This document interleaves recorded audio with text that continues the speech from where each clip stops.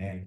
오늘은 우리가 신약 성경 개론에 대해서 두 번째 시간입니다. 지난 시간은 신약 성경의 배경에 대한 이야기를 알아봤습니다. 오늘은 그 두 번째, 예수님이 이 땅에 오신 얘기를 알아볼까 합니다.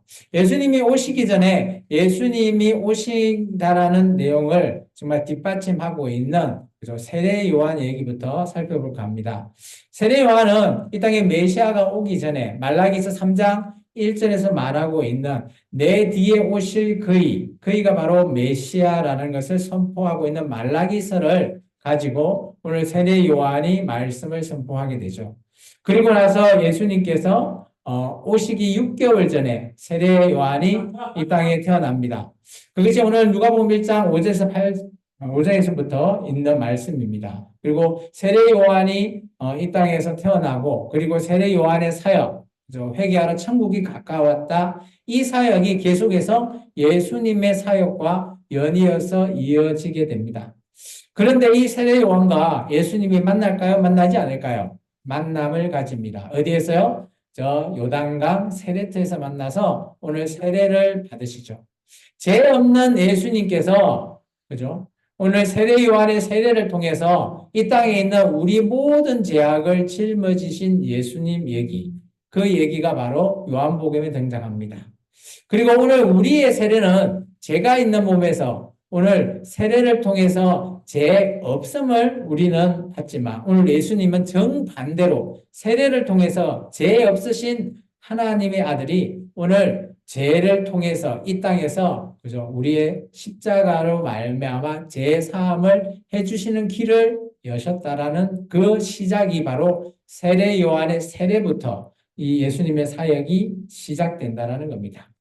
그리고 나서 이 모든 것들은 세례 요한은 구약의 마지막 선지자로의 역할을 하고 있습니다. 우리 구약 성경의 마지막 선지서는 어떤 선지서였죠? 바로 말라기였죠.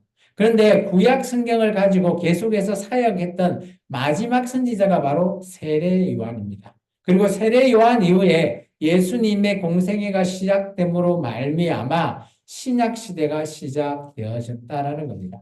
그러면 이런 세례 요한과 예수님은 불가분의 관계입니다. 세례 요한은 구약의 마지막 선지자의 역할을 통해서 율법을 통해서 마지막 선지자의 사역을 시작했고요. 그리고 내가 나 뒤에 오실 분을 내가 미리 예비해 놓는다는 그 말라기서 말씀을 통해서 사역한 선지자입니다. 그리고 예수님께서 이런 평가를 했죠. 이 땅에 사람 몸으로 태어난 자 중에 가장 큰 자가 바로 세례 요한이라고 말씀하셨습니다. 그만큼 이 세례 요한의 사역은 예수님의 길을 그죠 예비한 사람, 그 사람을 말하고 있습니다. 그리고 나서 예수님이 세례 요한의 세례를 받고 나서 예수님의 공생애가 시작이 됩니다. 예수님은 메시아 그리고 그리스도, 메시아는 그죠 히브리어 단어고요. 그리스도는 헬라어 단어입니다. 우리식으로 따지고 얘기하면 한국어는 구세주 통일한 단어입니다. 이게 오늘 우리를 구원하실 그 구세주 되시는 분이 바로 예수님이죠.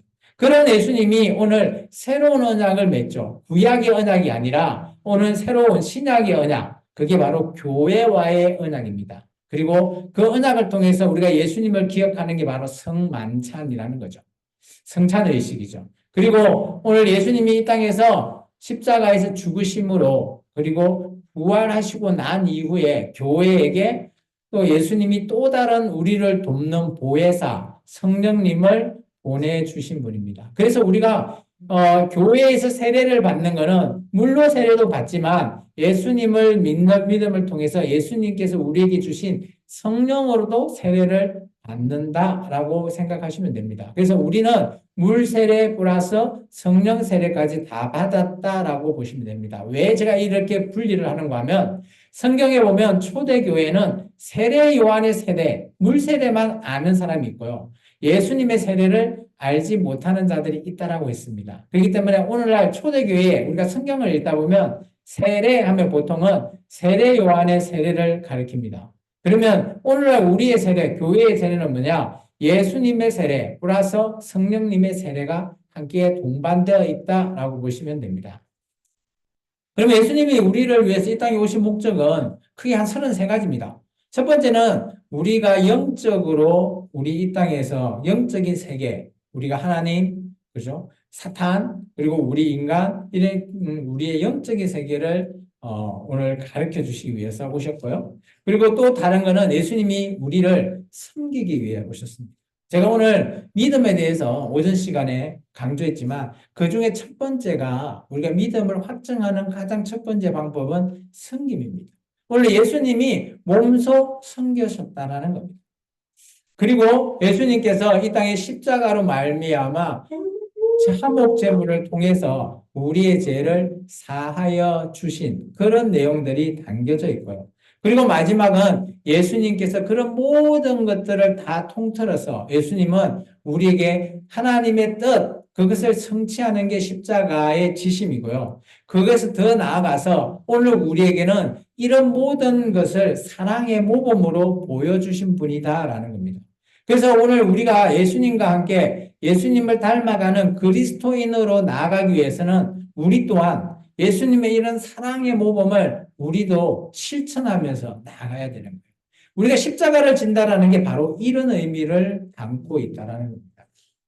그러면 예수님 시대에 우리가 성경에서는 사복음서가 있습니다. 이 사복음서는 이제 받는 대상자가 좀 다를 수 있습니다. 그런데 이 사복음서 안에 예수님이 그러면 어떻게 표현되어 있나라는 것을 우리가 살펴보면 마태복음은 유대인인 마태가 유대인들에게 그 당시 유대인들에게 전해진 예수님의 이야기입니다. 그렇기 때문에 그들에게는 왕으로서 오시는 예수님을 기다리고 있죠. 메시아. 그래서 유대인의 왕으로 예수님이 불려졌습니다. 이 마가라고 하는 이 요한은 그죠? 유대인인 마가가 로마 교회 이방인, 지금 우리와 같은 이방인에게 오늘 예수님을 증거했어요. 그러다 보니까 이방인은 왕이 아니라 그리스도, 그죠? 헬라어로 그리스도나 메시아가 똑같다 그랬죠? 그리스도의 복음을 오늘 우리에게 주시는 거죠. 그래서 예수님을 복음을 통해서 우리가 구원을 받는 길을 제시한 복음이 바로 마가복음입니다. 그러면 누가복음은 뭐냐? 누가복음은 진짜 이 예수님 시대 때, 예수님 사역 시대 때 많은 사람들이 예수님을 보고 예수님이 십자가에 죽으시고 부활 성천하는 그런 모든 사건들을 이 누가라고 하는 사람이 요즘 같으면 기자가 되어서 전체 그 지역을 돌아다니면서 인터뷰를 한, 그게 그 당시 일어난 모든 이루어진 사실을 토대로 해서 예수님을 증거한 거예요. 그렇기 때문에 예수님이 진짜 그 시대에 살아 계신 분이고 우리들 중에 이루어진 정말 십자가에 죽으시고 부활하시고 하늘로 승천하신 이 사실 세 가지 테마가 모두가 다 사실이라는 것을 밝히고 있는 성경이 바로 누가복음입니다. 그리고 마지막 요한복음은 이제 마태, 마가, 누가 이후에 한 50년 정도 이후에 쓰여진 복음서인데 이 예수님을 대해서 나중에 후에 평가한 사도 요한이 예수님은 모든 것들을 아울러 보니 우리들에게 사랑, 십자가의 죽으심도 사랑, 하나님의 뜻을 성취하는 것도 사랑의 모범이다. 그래서 예수님은 우리에게 사랑의 하나님으로 우리에게 오셨다라는 거예요. 그리고 마태, 마가, 누가는 그죠? 하나님의 아들이라는 표현을 쓰지만 요한복음은 하나님이신 예수님을 소개하고 있습니다. 그래서 교회가 그죠? 성부 하나님, 성자 예수님, 그리고 성령 하나님인데 이 성자 예수님도 성자 하나님으로 우리가 불리죠. 이게 세 분, 삼위일체 하나님, 이게 요한의 복음을 통해서 삼위일체 하나님의 개념이 정립되었다라고 보시면 됩니다. 그러면 예수님의 어릴 때의 성장 과정이 어땠을까요? 예수님이 그죠? 누가복음을 보면 태어나서 40일 만에 성전에 올라가서 정결례라는 것을 받습니다. 이거는 유대인이면 누구나 성전에 가서 해야 될 의식입니다. 이 정결례를 통해서 여인도 구원을 받지만 그 어린아이의 실제적인 구원이 시작된다라는 겁니다. 이때 그죠? 할례와 그리고 안나와 시몬이라는 자를 만나서 축복을 받게 되죠. 그리고 나서 그런 예수님을 우리가 잘 알고 있는 성탄절 하면 누가 떠오르죠? 카드 안에 보면 동방박사. 이게 동방박사가 이렇게 유대 땅에 왔을 때 헤롯이 그 소식을 듣고 죽이려고 할 때 오늘 예수님이 마리아가 그죠? 천사를 통해서 애굽으로 가라라는 말을 듣고 애굽으로 가게 되는 그 당시에 그 베들레헴에 있는 많은 2살 이내의 아이들이 다 학살당하는 어마어마한 끔찍한 사건이 기록되어 있습니다. 그리고 세 번째, 그런 헤롯 왕이 죽고 난 이후에 다시 오늘 예수님의 엄마 마리아와 요셉이 다시 한번 이제 본국으로 돌아오죠. 돌아왔을 때 이전에 자기 아버지 요셉의 고향인 베들레헴에 머물지 않고 갈릴리라고 하는 새로운 곳에 머뭅니다. 왜 그 이유는 뭔가 하면 이 당시 요셉을 우리가 성경에 보면 목수라고 되어 있습니다. 근데 목수라고 되어 있는데 잘 생각해 보면 우리는 나무가 많은데 지금 이 유대 땅에 가보면 나무가 별로 많지 않아요. 그래서 이 목수라는 개념보다는 요즘 많은 학자들은 이렇게 얘기합니다. 예수님의 아버지는 기술자, 어떤 그런 것을 인테리어를 하는 기술자다. 그렇게 보통 얘기합니다. 근데 왜 그런 것이 신빙성이 있는가 하면 그 당시 갈릴리라고 하는 큰 호수 주변에 로마에서 별도의 신도시, 그럼 요즘 같으면 우리가 나주 가면 혁신도시 있잖아요. 그런 식으로 새로운 도시를 조성하고 있었습니다. 그곳이 바로 세포리스라는 곳이에요. 이제 그곳에는 이제 새로운 도시를 만들다 보니까 기술자들이 필요한 거죠. 그때 예수님의 아버지가 가서 그곳에 생활하게 되고 그곳에 정착하게 되고요. 그리고 이들이 유대인이다 보니까 그죠? 매월 6월절에 되는 절기 그리고 초막절 이런 절기가 되면 이들은 성전에 올라가서 하나님 앞에 제사를 드려야 되죠. 근데 12살 되던 때 오늘 예수님의 그런 절기를 드리러 올라갔다가 예수님을 잊어버리고 잃어버리고 자기 엄마 마리아가 다시 그쳐서 올라가서 성전에 가봤더니 그곳에서 예수님이 랍비와 함께 막 열심히 토론을 하고 있는 모습, 그런 모습을 담고 있습니다. 근데 이제 12살이 되면 이스라엘 민족은 성인의식을 합니다. 성인식. 그래서 꼭 그 성전에 가서 성인식을 받아야 되는 거죠. 이것은 바로 예수님의 아버지가 일했던 갈릴리 주변의 세포리스라고 하는 그런 곳입니다. 지금도 가보면 이렇게 보이듯이 유적지만 남아 있어요. 그러면 예수님께서 세례 요한의 세례를 받고 세례 요한의 그 메시지, 회개하라 천국이 가까웠다. 이 메시지를 계속해서 중복해서 예수님 사역도 이대로 이루어집니다. 그런 이루어지는 사역을 통해서 봤을 때 첫 번째, 예수님의 공생의 시작은 바로 세례 요한의 세례부터 시작이 되었죠. 그리고 이제 이 세례가 아까 제가 얘기했지만 모든 죄를, 인간의 모든 죄를 짊어지는 세례가 되게 됩니다. 구약의 제사 중에 양을 드리는 제사 중에 2가지 방법이 있습니다. 첫 번째 방법은 그죠?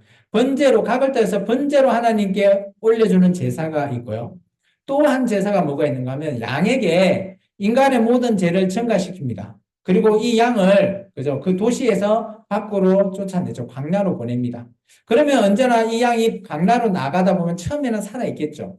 근데 가다 보면 먹을 것도 없고 또 주위에 다른 막 그런 동물들이 공격해서 죽을 수 있잖아요. 그런 양을 아사셀 양이라고 합니다. 오늘 예수님을 요한복음은 아사셀 양으로 표현하고 있습니다. 예수님께서 공생의 세례, 우리의 모든 죄를 지고 그래서 십자가에서 짓는 그 모습의 마지막 엔드가 아사셀 양의 엔드와 맞추는 오늘 사도 요한이 그렇게 예수님을 표현하고 있습니다. 그리고 예수님께서 세례를 받고 나서 그죠? 가장 먼저 하는 게 사탄의 시험이죠. 3가지 시험. 이건 잘 알고 계실 겁니다. 그리고 나서 요한복음을 보면 가장 먼저 기적을 베푼 장면이 나오죠. 그것이 갈릴리에서 조금 떨어져 있는 가나라고 하는 곳인데 그곳에서 혼인잔치가 벌어졌을 때 그죠? 포도주가 없어서 물로 탁 떠줬는데 물이 포도주로 변하는 근데 이런 사건들이 일어나죠. 이게 요한복음은 7가지 하나님으로서밖에 할 수 없는 그런 기적을 베푸십니다. 그 중에 첫 번째가 바로 물이 포도주로 바뀌지는 물질적인 기적을 베푸시죠. 인간은 할 수 없습니다. 근데 하나님이시기에 그걸 하실 수 있는 분. 그래서 마태, 마가, 누가복음의 예수님과 요한복음의 예수님은 조금 질적으로 다릅니다. 마태, 마가 누가복음은 예수님이 하나님의 아들이 되시는 그런 왕으로서의 예수님을 표현했다면 오늘 요한복음은 오늘 예수님 자체가 하나님이시고 그런 기적을 베푸신다는 거예요. 우리가 좀 전에 읽었던 요한복음 20장, 그죠? 몇 절이죠? 30절과 31절에는 표적이 많이 있었는데 기적이 오늘 딱 몇 가지만 주겠다는 그게 7가지거든요. 7가지 기적만 통해서 오늘 너희가 믿을 수 있다라는 거예요. 왜냐? 이것은 인간이 할 수 없는 기적을 표현하고 있기 때문입니다. 그러면 예수님과 함께 했던 자들을 보면 예수님 주위에는 여인들이 참 많이 있습니다. 그죠? 막달라 마리아, 어머니 마리아도 있고요. 또 많은 12제자들도 있고요. 그럼 많은 제자들이 또 따르고요. 그리고 누가복음을 보면 또 70인 제자도 있더라고요. 그리고 바로 뭐 제자라고는 하지 않지만 예수님을 접대하고 도와주는 뭐 유대인이지만 예수님 그 제자로서 역할을 하진 않지만 뭐 니고데모나 또 아리마대 요셉 이런 사람들은 공회원이지만 그래도 예수님을 추종하는 세력 그런 세력들을 우리가 볼 수 있습니다. 이곳이 바로 갈릴리라고 하는 곳입니다. 여러분이 갈릴리가 호수 같아요, 바다 같아요?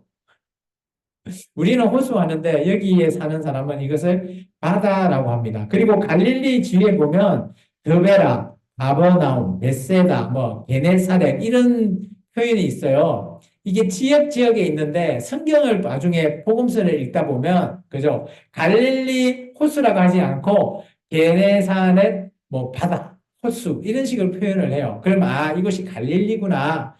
이걸 생각하고 읽으시면 좋을 것 같습니다. 이것이 바로 갈릴리 호수입니다. 보이십니까? 이게 낮에 이렇게 있었던 호수고요. 또 여기 성전에 가보시면 이게 예수님 때에 2000년 전에 있었던 배라고 합니다. 예수님이 베드로의 배를 타고 가서 그죠? 아무것도 못 건진 그 베드로 실망하고 있는 베드로 배를 타고 저 한가운데 가라. 그물 내려라. 근데 어마어마하게 잡히는 그 배인지는 모르겠지만 그 시대의 배라고 보통 이렇게 얘기한답니다. 예수님의 공생애의 주요 지역은 우리가 좀 전에 봤지만 갈릴리 지역과요. 그리고 나중에 예수님께서 마지막 엔딩 장소 예루살렘의 그런 2가지의 지역에서 예수님이 사역하셨습니다. 예루살렘 사역은 절기 때와 그리고 마지막 예수님이 십자가의 죽으심으로 말미암은 사역이라면 오늘 갈릴리의 사역은 힘들고 어렵고 그죠? 병든 자들을 고치시고 가르치시고 전도하는 사역으로 시작하셨다는 겁니다. 그러다 보니까 예수님을 따르는 많은 사람들이 그죠? 있는데 분류를 좀 하자면 12제자는 항시 3년 6개월 동안 동행한 자들이고 백성들은 뭐 돈이 없어가지고 그죠? 배고프거나 그래서 오병이어 귀족도 일어나고요. 또 병이 들어가지고 눈도 보지 못한 그런 장님을 고치시는 그런 백성을 향해서 예수님은 긍휼을 베풀어 주시고 그런데 이런 베푸는 예수님을 통해서 시기 질투하는 자들이 있죠. 그래서 논쟁을 하는 사람들이 바로 바리새인들입니다. 바리새인은 지금 같으면 우리 목회자 같은 사람들이에요. 그리고 오늘 또 다른 그 당시는 제사를 드린다 해서 제사장이 있죠. 제사장의 무리들이 바로 사두개인입니다. 사두개인을 향해서 예수님은 저들은 아예 유기시켜버리는 예수님이 그런 표현을 쓰셨죠. 근데 예수님이 메시아의 사역을 하시기 위해서는 그죠? 우리 마태복음을 통해서 보면 가이사라 빌립보에서 베드로에게 이런 말을 하죠. 모든 사람들이 나를 누구라 하느냐 라고 하잖아요. 그러면 뭐 하나님의 아들이다, 뭐 랍비다, 뭐 이런 소리를 했겠죠. 그럴 때 이제 예수님이 이렇게 얘기합니다. 베드로에게 베드로야, 너는 나를 누구라 하느냐? 라고 했을 때 베드로가 뭐라 그랬죠? 엄청 잘 아는 말이죠. 그죠? 주님은 그죠? 살아계신 하나님의 아들. 그런 표현을 통해서 예수님이 베드로를 칭찬하셨죠. 특급 칭찬을. 이때부터 예수님의 예루살렘의 메시아, 즉 우리의 제사함의 사역이 시작되는 겁니다. 이때 이후에부터 예수님께서 예루살렘에 가게 되시고 죽으시죠. 그 이후에 이제 우리 뭐 십자가 이런 모든 것들이 예수님의 사역의 마지막 엔딩을 말하고 있습니다. 여기까지 해서 예수님 사역이 끝나버리면 기독교인은 일반 다른 종교와 차이가 없습니다. 근데 기독교인에게 가장 중요한 것은 뭐죠? 바로 부활입니다. 이 당시 가이사라 빌립보 지역은 그죠? 이렇게 많은 신전들이 있었습니다. 그죠? 이곳에서 예수님이 베드로에게 너는 나를 누구라 하느냐라고 얘기했죠. 그리고 예수님이 이 베드로를 칭찬하고 나서 또 한 가지를 합니다. 원래 베드로의 이름이 뭔가 누군지 아십니까? 베드로의 원래 이름? 베드로라고 하는 데는 그냥 요즘 같으면 애칭이에요. 이게 뭐 닉네임. 근데 원래 베드로의 원래 본명은 뭔가 아십니까? 바로 시몬 베드로라죠. 시몬이 베드로 원래 본명이에요. 베드로가 뭔 뜻인가 하면 페트로, 반석이라는 겁니다. 그로 말미암아 이제 예수님의 교회 사역이 시작됩니다. 교회가 어디에 세워진다고요? 반석 위에 세워지는 그 교회. 이게 오늘 저와 여러분이 바로 그런 반석 대신 예수님 위에 세워진 교회들입니다. 그래서 교회의 사도 바울은 이렇게 하죠. 교회의 머리 대신 예수님. 우리가 교회의 지체다라고 사울은 그렇게 표현하고요. 예수님은 오늘 베드로에게 그죠 반석. 그 당시 반석은 신입니다. 신. 반석. 이게 너는 나를 누구라 하느냐라고 했을 때 예수님께서 이제 베드로라고 하는 애칭을 주시면서 그곳에 네가 교회를 세우겠다라는 것을 말하십니다. 이 교회는 건물이 아니라 저와 여러분 같은 사람입니다. 그로 말미암아 예수님께서 제사장으로서 그리고 오늘 우리에게 그죠 출애굽기 19장 5절 6절의 말씀처럼 제사장의 나라가 되어서 그죠 모든 사람들 앞에 오늘 하나님의 복음을 전하는 그런 구약의 하나님의 소원이 이루어지지 않았지만 오늘 신약의 우리를 통해 교회를 통해서 또 그것을 이루기를 바라시는 하나님의 마음도 이곳에 담겨 있다라고 보여집니다. 그래서 예수님의 이야기는 공생애의 시작 세례 요한의 세례부터 시작해서 오늘 그 사역의 끝인 십자가의 죽으심으로 말미암아 예수님의 사역은 끝나지만 그게 끝이 아니라 예수님이 부활 승천 이후에 오늘 반석 위에 계시는 교회로서 새로운 사역이 시작되는 겁니다. 그래서 많은 제자들이 예수님을 통해서 교회로서 사역을 시작하게 됩니다. 그래서 다음 주에는 초대교회의 시작에 대한 배경을 알아보려고 합니다. 기도하겠습니다. 주님 감사합니다.